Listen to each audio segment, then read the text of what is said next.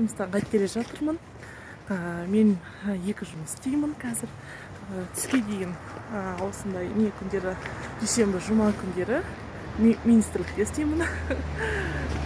Ол енді бір қатты бір не емес, енді жаңалық емес қой қазіргі кезге, бірақ мен үшін өте үлкен жаңалық болды.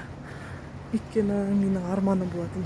Мен үнемі айтып жүретін, мен істесем де министрлікте істеймін, менің арманым сол деп. Сол арманымды көрейін.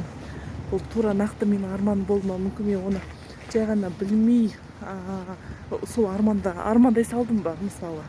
Соның бәрін ойлана келе осы жаққа жұмысқа тұруға ниет қылып 3 ай болып қалды істеп жатқаныма. Былай күндері түстен кейін неге дейін демалыс күндері өзімнің жеке кәсібім бар. Соны жүргіземін. Соны барлығын көру керек деп ойлаймын. Өйткені уақыт өте қысқа. Көріп, сонымен бөлісіп,